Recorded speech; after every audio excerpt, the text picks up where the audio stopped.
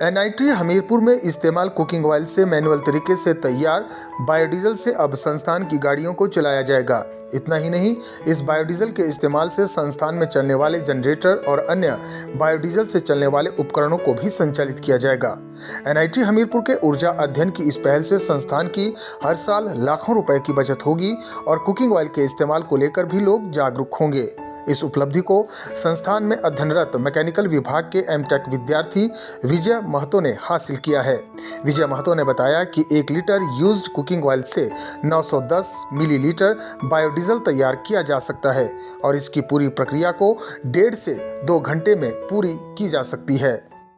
तो एनआईटी हमीरपुर में लगभग 11 हॉस्टल हैं और हम लोग यहाँ से वीकली वाइज देखा जाए तो पर वीक 4 to 5 लीटर्स हमें वेस्ट कुकिंग ऑयल मिल जाते हैं और ओवरऑल देखा जाए तो 40 लीटर्स तक हम लोग वीकली निकाल सकते हैं और उसको हम लोग बायोडीजल में कन्वर्ट कर लेंगे तो हमारे कॉलेज के जो कैंपस के गाड़ियाँ होती है, जैसे कि आपका ये अपना सैनिटेशन डिपार्टमेंट का गाड़ी है, ट्रांसपोर्ट का भी गाड़ी है, तो उसमें हम लोग यूज कर सकते हैं। और ईयरली वाइज मैंने जैसे लाइफ साइकिल असेसमेंट वाला पेपर के बारे में बात किया तो हम लोग लगभग 1.5 से 2 लाख रुपए तक ईयरली सेव कर सकते हैं। अगर सारा वेस्ट कुकिंग ऑयल को कन्वर्ट करें बायोडीजल में तो हम लोग लगभग 1 से 1.5 लाख रुपए आसानी से सेव कर सकते हैं।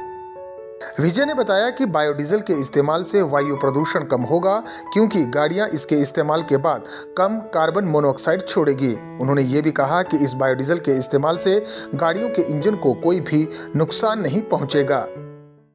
तो इसके रिजल्ट्स काफ़ी अच्छे दिखाए गए हैं इसमें। जैसे हमारा क्या होता है, नॉर्मल डीजल अगर यूज कर रहे हैं तो हमारा एमिशन थोड़ा टॉक्सिक होता है, जिसमें से कार्बन मोनोऑक्साइड ज़्यादा रिलीज होता है डीजल में, CO2 कार्बन डाइऑक्साइड ज़्यादा रिलीज होता है, नाइट्रोजन ऑक्साइड भी ज़्यादा ये रिलीज होता है ना डीजल में।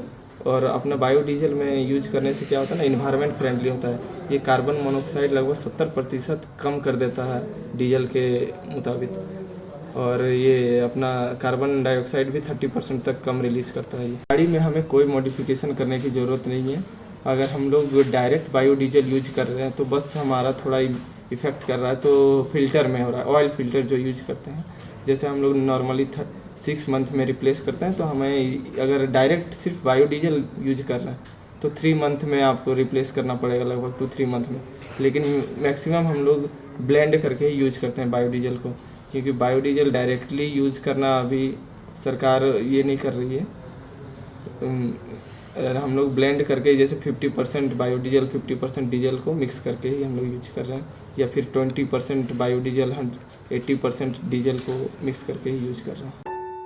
ऊर्जा अध्ययन केंद्र की इंचार्ज ममता अवस्थी ने कहा है कि संस्थान में मैनुअल तरीके से इस कार्य को किया जाएगा ताकि डीजल संबंधी जरूरतों को पूरा करने के साथ पर्यावरण संरक्षण और लोगों को स्वास्थ्य के प्रति भी जागरूक किया जा सके। वेस्ट कुकिंग ऑयल कैसे हम उसको बायोडीजल में कन्वर्ट कर सकते हैं, और इसी तरह से ई वेस्ट मैनेजमेंट का भी है। और जो बायोडीजल प्रोड्यूस होगा उस बायोडीजल को हम लोग इन हाउस जो डीजल सेट्स हैं उसमें यूज़ करना चाह रहे हैं, और उसका इकोनॉमिक वैल्यू ओबियसली बढ़ जाएगी क्योंकि हमने उसको रिप्लेस करना है। जो डीजल जितना भी डीजल यूज़ होता है दैट कैन बी रिप्लेस्ड।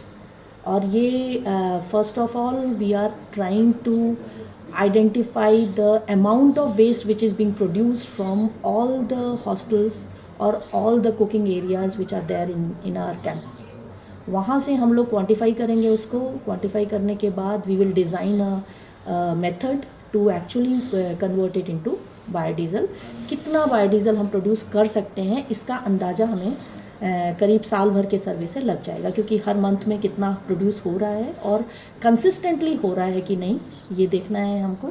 और अगर हो रहा है तो उसको हम लोग what system should be there for converting into biodiesel, whether we are going for manual thing और we are going for automatic machine से हम उसको कन्वर्ट करेंगे।